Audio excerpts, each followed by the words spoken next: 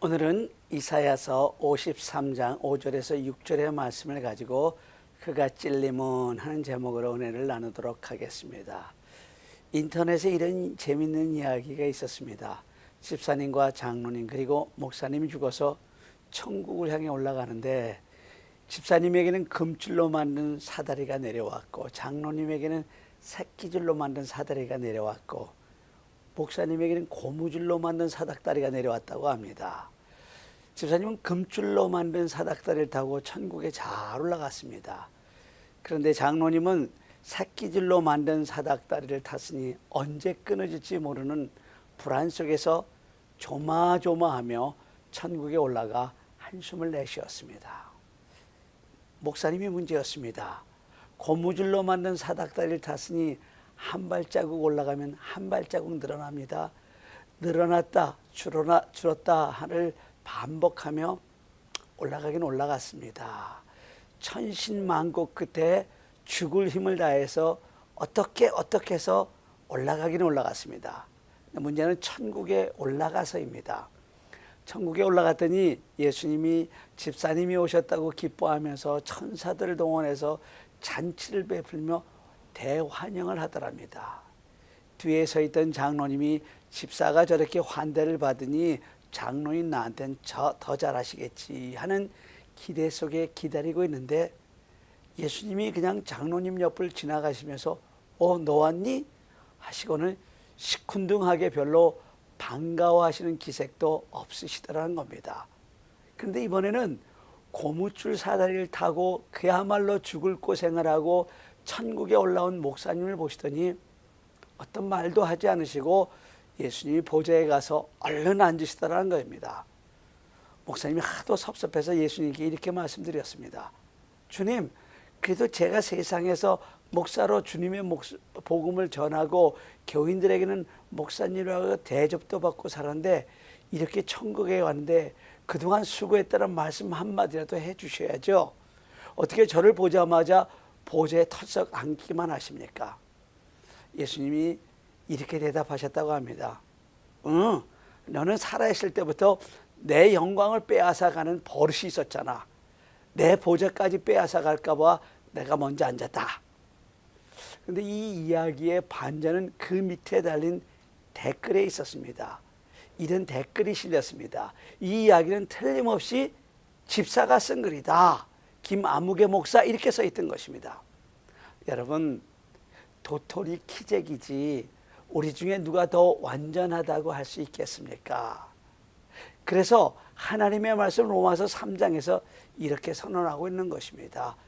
기록된 바 의인은 없나니 하나도 없으며 깨닫는 자도 없고 하나님을 찾는 자도 없고 다 치우쳐 한 가지로 무익하게 되고 선을 행하는 자도 없나니 하나도 없도다.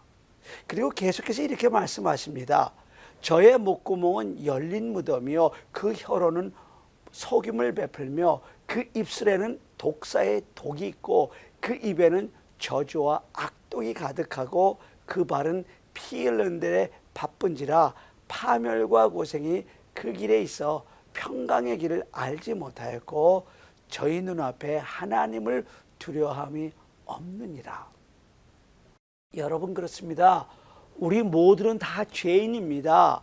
이 죄에서 온 것이 지금 우리가 삶에 가지고 사는 이 가시라는 것입니다. 그리고 우리의 삶에 있는 이 가시를 없애주시기 위해서 우리 주님이 가시관을 쓰신 것입니다. 제가 창세기 3장 18절을 읽겠습니다. 땅이 내게 가시덤불과 엉겅퀴를 낼 것이라. 우리 인생에 있는 이 가시의 오리진 근본은 바로 죄에 있다는 것입니다. 가시는 아담과 하와가 죄를 지은 그 이후부터 인간에게 계속되어 온 것입니다.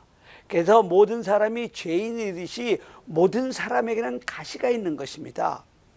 어떤 사람은 일생 동안 몸에서 떠나지 않은 육체의 가시가 있습니다.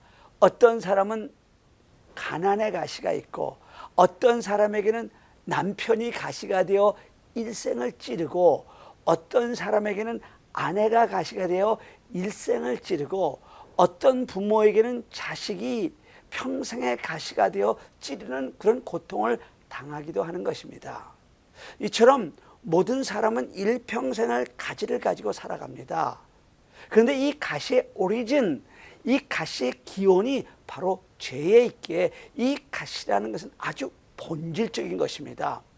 가시라는 것은 인생에서 무언가 하나 해결되면 없어지는 그런 것이 아니라 죄 문제가 해결되기 전에는 절대로 없어지지 않는 것입니다. 그래서 우리 주님이 우리 인생의 가시의 문제를 해결해 주시기 위해서 아무런 죄가 없으신 하나님의 아들이 모욕과 수치 그리고 고통을 당하셔야만 했던 것입니다. 여러분, 세상 왕들은요, 그 머리에 면류관을 쓰고 부귀와 영화를 자랑합니다. 그 대신 저주와 고통과 아픔은 백성들에게 씌웁니다. 그러나 우리 주님은 저주의 십자가, 고통의 가시관은 당신이 쓰셨고, 당신에게는, 우리에게는 용서의 면류관, 치유의 면류관을 씌워주신 것입니다. 여러분, 이 세상에 우리를 찌르는 가시들이 얼마나 많이 있습니까? 각 가정에서, 직장에서, 때로는 같은 예수 그리스도의 피를 나는 성도들 사이에, 특별히 내가 위로받을 사람, 나를 위로할 그 사람들이 주는 가시와 상처가 얼마나 많습니까? 또 잊을 수 없는 과거의 경험, 지울 수 없는 쓴뿌리의 상처들, 용서받지 못했다는 그 죄책감의 가시가 매일같이 우리를 찌르지 않습니까? 우리가 얼마나 연약한지 아십니까?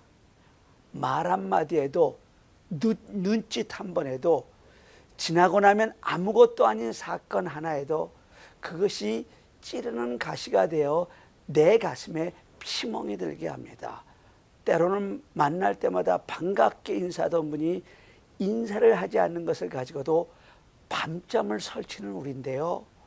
또 때로는 그냥 스쳐 지나가는 소리를 듣고도 밤새도록 만리장성을 쌓았다 허물었다를 반복하고, 때로는 선한 일을 하다가 상처를 받고 주님이 맡겨주신 일에 충성을 하고 봉사를 하다가도 가시에 찔려 울어야 할 때가 있습니다. 어디 그것뿐입니까? 불안과 근심, 내적 갈등도 가시가 되어 내 영혼과 마음을 찔러 피나게 합니다. 이처럼 인간들은 저마다 가시에 찔린 상처를 아파하고 괴로워합니다. 그런데 한번 우리 주변을 살펴보세요. 나 혼자 아픈 것이 아니지 않습니까? 나도 찔렸고 너도 찔렸습니다. 나도 아프고 너도 아프다고들 난립니다. 너나 나나 모두가 상처투성이, 이게 세상사요, 이것이 인간사가 아닙니까? 문제는 이 상처들을 어떻게 고침받을 수 있느냐 하는 것입니다. 여러분, 분명히 아셔야 합니다. 이 세상 그 어디에도 우리의 이런 찢기고 상한 심령을 치료하는 것이 없다는 것을 알아야 합니다. 오직 예수 그리스도의 십자가 위에서 가시관을 쓰시고 보혈을 흘려주신 우리 주 예수 그리스도의 그 보혈만이 우리의 상처를 치유해 주십니다. 저 십자가에서 흐르는 그 주님의 보혈에 그 상처를 씻으십시오. 주님의 보혈에 위로가 있고 치유의 능력이 있는 것입니다. 그래서 우리 주님이 상하시고 찔리시고 보혈을 흘리신 것입니다. 그때 우리 주님의 머리를 사정없이 찔렀던 그 가시들, 무지몽매한 로마 병정들이 막대기로 주님이 쓰신 가시관을 내리칠 때 우리 주님의 이마를 깊숙이 찔렸던 그 가시, 그때 그 가시들이 우리를 치료하는 가시가 될 줄을 누가 알았겠습니까? 그래서 우리는 이것을 은혜라 그렇게 부르는 것입니다. 그 은혜를 받은 우리가 이렇게 고백하는 것입니다. 그가 찔림은 우리의 허물 때문이요, 그가 상함은 우리의 죄악 때문이라. 그가 징계를 받음으로 우리는 평화를 누리고 그가 채찍에 맞음으로 우리는 나음을 받았도다. 여러분, 그렇습니다. 우리 주님의 십자가의 고난만이 죄와 허물로 죽을 수밖에 없었던 우리를 치유해 주십니다. 다시 한번 말씀드립니다. 오직 우리 주 예수 그리스도의 십자가, 가시 면류관, 못 박힌 주님의 양손과 양발에서 떨어지는 그 보혈마의 피만이 우리의 상처를 치유해 주십니다. 그래서 우리는 이렇게 찬양하는 것 아닙니까? 웬 말인가 날 위하여 주 돌아가셨나. 이 벌레 같은 날 위해 큰 해 받으셨나. 내 지은 죄 다 지시고 못 박히셨으니 웬일인가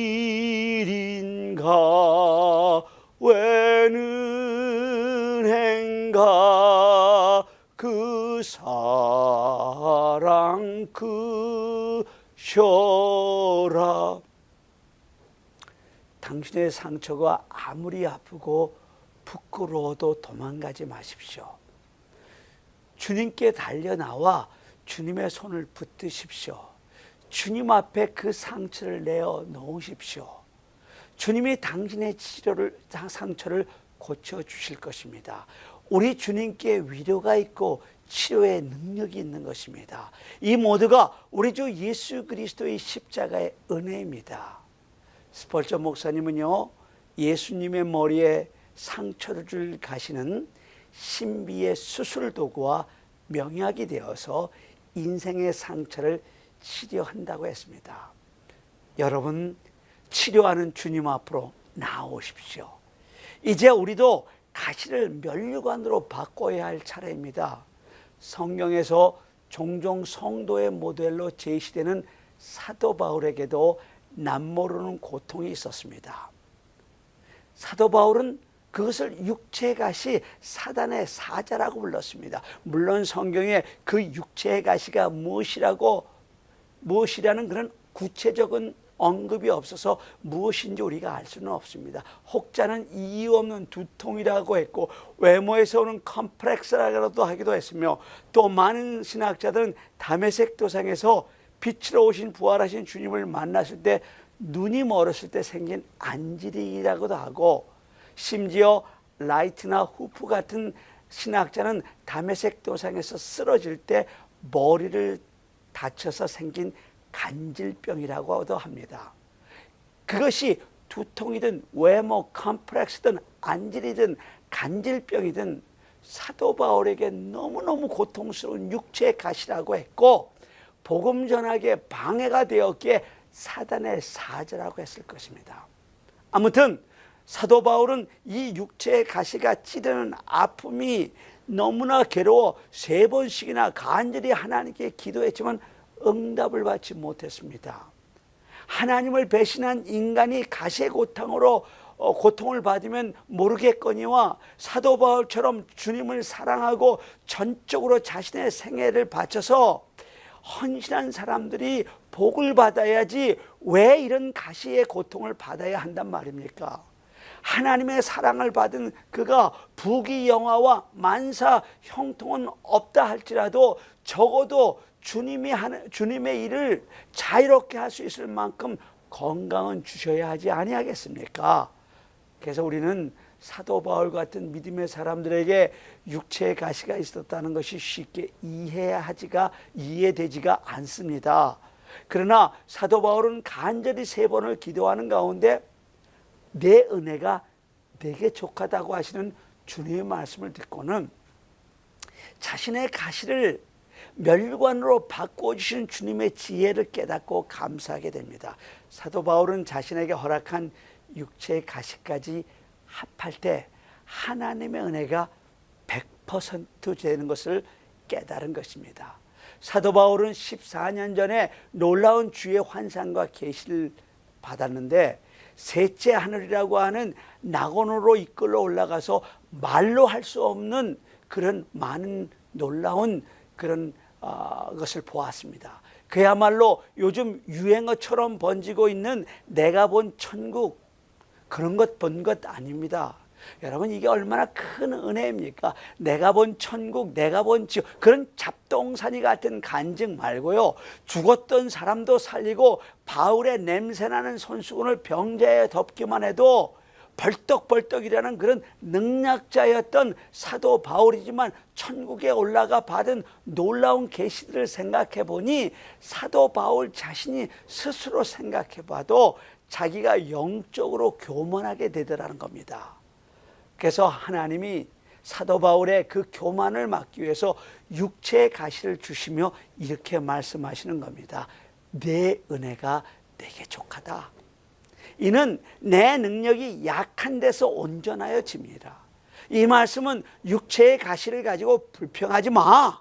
내가 그 육체의 가시가 없으면 너는 교만하게 되고 내가 준 모든 은혜를 다 쏟아버릴 수 있어. 너에게 있는 그 육체의 가시는 내가 준 것이고 그 육체의 가시까지 합쳐야 내 은혜가 100% 되는 거야. 그런 말씀입니다.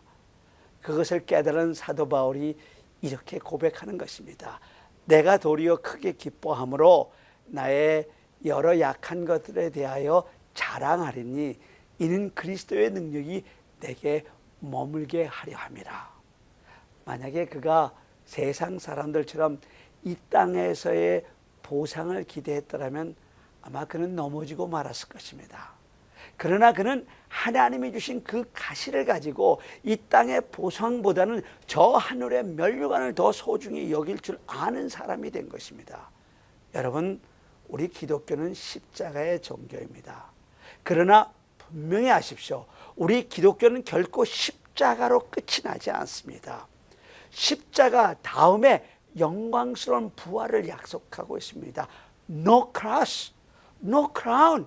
십자가 없이는 부활의 영광도 없습니다. 지금 당신은 어떤 십자가를 가지고 살아가고 계십니까? 그 십자가가 너무나 무겁지는 않습니까? 하나님이 당신을 위해 준비하신 면류관도 그만큼 더 클 것입니다. 여러분, 고급스러운 구두일수록 가죽으로 있을 때 더 많이 두들겨 맞았다고 합니다. 더욱 영롱한 빛을 발하는 다이아몬드일수록 더 많은 커팅을 당했다고 합니다. 정말 귀한 본 차이나는 뼈를 부스러뜨려서 분가루처럼 고운 가루를 만든 다음에야 귀한 도자기가 된다고 합니다. 여러분, 진주는 고통의 산물입니다. 이처럼 값있고 아름다운 것들은 대부분 고통을 수반하는 것입니다. 1kg의 쇠를 그대로 두면 $1의 값어치가 나가지만 불 속에 넣었다가 두들겨서 칼을 만들면 $100의 값이 나가고 더 뜨거운 불 속에 연단을 받아 인공위성에 쓰는 사슬 에어체인을 만들면 $10,000,000의 값이 나간다고 합니다. 여러분, 가치 있는 것들을 보세요. 거의 대부분이 고난이라는 포장지에 쌓여 있음을 여러분은 발견하게 될 것입니다. 고난을 당하지 않고는 하나님이 쓰시는 귀한 그릇으로 쓰임받을 수 없습니다. 하나님은 요셉을 크게 쓰시려고 강한 훈련을 시켰습니다. 하나님은 모세를 귀하게 쓰시려고 40년간을 완전히 밑바닥에서부터 훈련시켰습니다. 다윗, 그에게 사울에게 쫓기는 광야에 혹독한 훈련이 없었다면 과연 그가 이스라엘의 성군이 될 수 있었을까요? 우리 하나님은 토기장이십니다. 우리는 하나님 손에 들려져 있는 한 줌의 진흙입니다. 부서져야 합니다. 깎아져야 합니다. 사랑하는 여러분, 지금 당신의 가시가 무엇입니까? 우리는 그 가시를 통해서 너무 우리 주님이 계신 그 주님을 바라보아야 합니다. 그리고 주님이 주신 승리의 면류관은 그 가시를 통해서 바라보아야 합니다. 당신이 고난의 가시에 찔려 울고 있을 때 우리 주님이 찾아와서 이렇게 말씀하십니다. 나도 고통하고 울었다. 당신이 가난하고 물질 때문에 고통당하실 때 우리 주님이 또 이렇게 말씀하십니다. 여우도 굴이 있고 공중에서도 거처가 있을 때 나는 머리 둘 곳도 없었다. 당신이 옷장 안에 쫙 걸린 옷을 보면서 입을 것이 없다고 불평할 때 우리 주님은 이렇게 말씀하십니다. 나를 봐라. 나는 십자가에서 발가벗겨졌다. 당신이 억울하고 분통이 터질 때 우리 주님이 또 이렇게 말씀하십니다. 나도 흉악범으로 취급을 받았다. 사람들이 내 얼굴에 침을 뱉었다.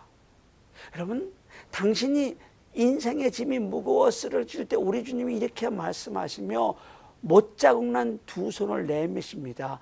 나도 상처난 내 어깨로 십자가를 지고 여러 차례 쓰러졌습니다. 여러분, 우리 주님이 찔림은 우리의 허물 때문입니다. 우리 주님의 이 상함은 우리의 죄악 때문이며 우리 주님이 징계를 받음으로 우리는 평화를 누리게 되었고 우리 주님이 채찍에 맞음으로 우리는 나음을 받았습니다.